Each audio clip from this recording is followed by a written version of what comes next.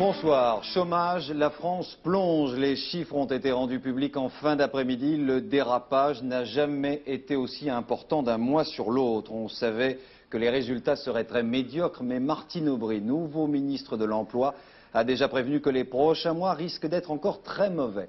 Henri Loret. 2 688 900 chômeurs, c'est peu dire que ce chiffre, corrigé des variations saisonnières, est un très mauvais chiffre. Un record en l'occurrence. D'un mois sur l'autre, la poussée du chômage atteint 2% en mai. Qui plus est, depuis un an, 200 000 chômeurs sont venus grossir les rangs des demandeurs d'emploi de la NPE. La lame de fond du chômage n'est pas à proprement parler une surprise, elle inquiète le gouvernement par sa brutalité. Il est évident que la situation de l'emploi est mauvaise.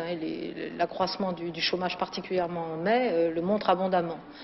Nous subissons aujourd'hui les conséquences de la crise mondiale, plus tard que les autres, et donc de manière très resserrée dans le temps et de manière lourde. Je crois aussi, malheureusement, que nous subissons un climat de morosité qui, lui, n'a pas lieu d'être.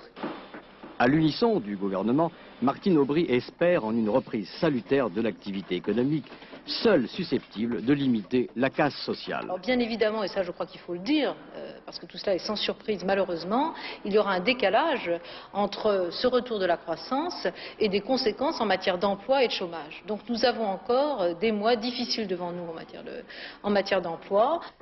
Difficile en effet car les PME, PMI n'embauchent toujours pas.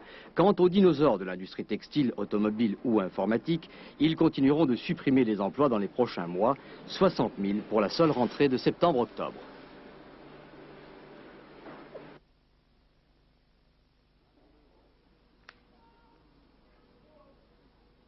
Martine Aubry qui doit présenter la semaine prochaine en Conseil des ministres un plan contre le chômage, un plan pour soutenir notamment l'activité des petites et moyennes entreprises.